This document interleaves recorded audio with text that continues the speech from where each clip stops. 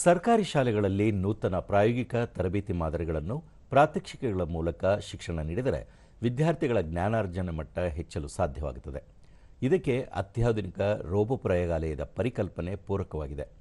ಇಂತಹ ಪ್ರಯೋಗಾಲಯವನ್ನು ಉತ್ತರ ಕನ್ನಡ ಜಿಲ್ಲೆಯ ಶಿರಸಿಯ ಸರ್ಕಾರಿ ಮಾರಿಕಾಂಬ ಪ್ರೌಢಶಾಲೆಯಲ್ಲಿ ಆರಂಭಿಸಲಾಗಿದೆ. ಈ ಕುರಿತು ಒಂದು ವರದಿ.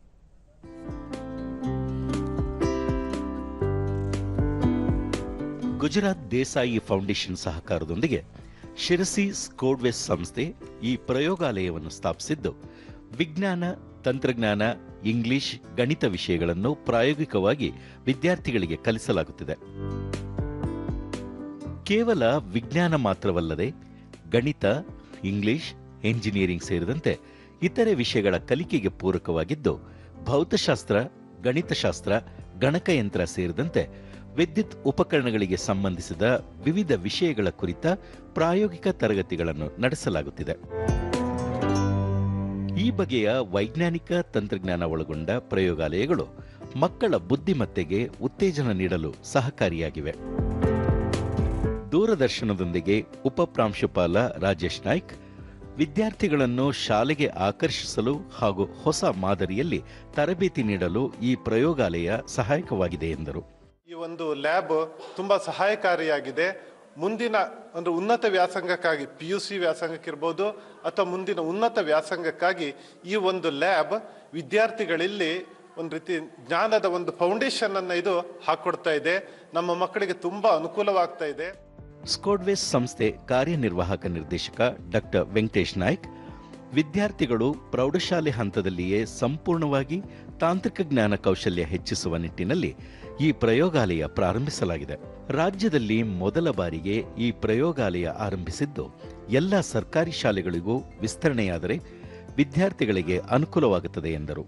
ಸರ್ಕಾರಿ ಶಾಲೆಗಳಲ್ಲಿ ಅವ್ರ ವಿದ್ಯಾರ್ಥಿ ಹಂತದಲ್ಲೇ ಸೈನ್ಸ್, ಟೆಕ್ನಾಲಜಿ, ಇಂಜಿನಿಯರಿಂಗ್ ಮತ್ತು ಮ್ಯಾಥ್ಸ್ ಬಗ್ಗೆ ವಿಶೇಷವಾದಂಥ ಪೂರಕವಾದಂಥ ಚಟುವಟಿಕೆಗಳನ್ನು ಮಾಡೋದ್ರ ಮೂಲಕ ಅವರಿಗೆ ಕೌಶಲ್ಯಗಳನ್ನು ಬೆಳೆಸೋದ್ರ ಮೂಲಕ ಅವ್ರನ್ನ ವಿದ್ಯಾರ್ಥಿ ಹಂತದಲ್ಲೇ ಮುಂದಿನ ಶಿಕ್ಷಣಕ್ಕೆ ಅಣಿಗೊಳಿಸೋದು ನಮ್ಮದು ಉದ್ದೇಶ.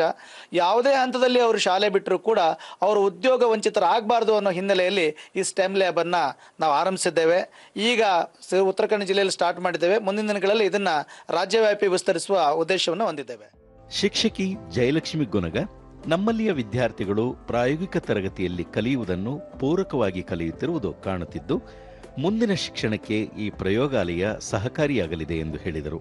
ಮಕ್ಕಳಿಗೆ ಒಳ್ಳೆ ರೀತಿಯಲ್ಲಿ ಇದು ಉಪಯೋಗ ಆಗ್ತಾ ಉಂಟು. 2 ಬ್ಯಾಚ್ನಲ್ಲಿ ಮಕ್ಕಳೇನು 8th 9th ಬರ್ತಾ ಇದ್ದಾರೆ. ಅವರಿಂದ ಕೇಳ್ಪಟ್ಟದ್ದು ಏನಂತ ಹೇಳಿದರೆ, ಕ್ಲಾಸ್ನಲ್ಲಿ ನಾವೇನು ಕಲಿತೇವೆ ಅದಕ್ಕೆ ಪೂರಕವಾಗಿ ಇಲ್ಲಿನ ಎಲ್ಲ ಪ್ರಯೋಗಾಲಯದ ವಸ್ತುಗಳು ನಮಗೆ ಅನುಭವವನ್ನು ಕೊಡ್ತಾ ಇದೆ. ಇದರಿಂದಾಗಿ ನಾವು ಅವರಲ್ಲಿ ಸೃಜನಾತ್ಮಕತೆಯನ್ನು ಬೆಳೆಸೋದ್ರ ಜೊತೆಗೆ ಮುಂದಿನ ಭಾವಿ ಜೀವನದಲ್ಲಿ ಎಲ್ಲ ತಂತ್ರಜ್ಞಾನಾಧಾರಿತ ಶಿಕ್ಷಣ ಪಡೆಯಲಿಕ್ಕೆ ಅನುಕೂಲ ಆಗ್ತದೆ. ಪ್ರಯೋಗಾಲಯದ ಶಿಕ್ಷಕಿ ಭಾಗ್ಯಲಕ್ಷ್ಮಿ, 2 ಅವಧಿಯಲ್ಲಿ ತರಗತಿಗಳನ್ನು ನಡೆಸಲಾಗುತ್ತಿದ್ದು, ವಿದ್ಯಾರ್ಥಿಗಳು ಆಸಕ್ತಿಯಿಂದ ಕಲಿಯುತ್ತಿದ್ದಾರೆ ಎಂದು ತಿಳಿಸಿದರು.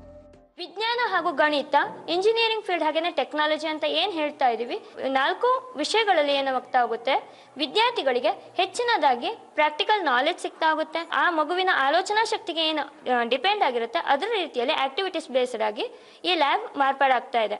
8th 3 ಬ್ಯಾಚ್ ಆಗಿ ಹಾಗೂ 9th ಅಲ್ಲಿ 2 ಬ್ಯಾಚ್ ನ ಮಾಡಿ ಆ ಮಕ್ಕಳಿಗೆ ನಾವೇನ್ ಮಾಡ್ತಾ ಇದ್ದೀವಿ, ಇಲ್ಲಿ 40 ನಿಮಿಷಗಳ ತರಗತಿಯನ್ನ ತೆಗೆದುಕೊಳ್ತಾ ಇದೀವಿ. ಸರ್ಕಾರಿ ಶಾಲೆಯ ಎಲ್ಲ ಮಕ್ಕಳು ಕೂಡ ಇದ್ರ ಪ್ರಯೋಜನ ಪಡ್ಕೊಳ್ಳಿ ಹೇಳುವಂಥದ್ದು ಉದ್ದೇಶವಾಗಿದೆ.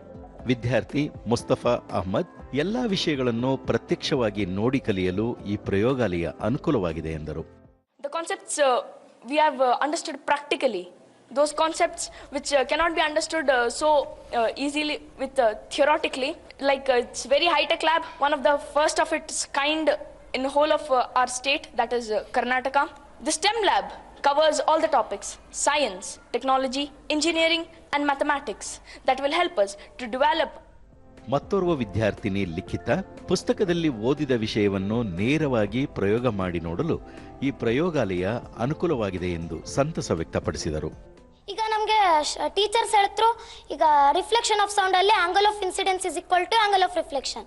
ಅದು ನಮ್ಗೆ ಅರ್ಥ ಆಗೋದಿಲ್ಲ. ಅದು ಆದರೆ ನಾವೀಗ ಲ್ಯಾಬಲ್ಲಿ ಬಂದು ಅದನ್ನು ಪ್ರಾಕ್ಟಿಕಲ್ ಆಗಿ ಮಾಡಿದರೆ ಗೊತ್ತಾಗ್ತದೆ.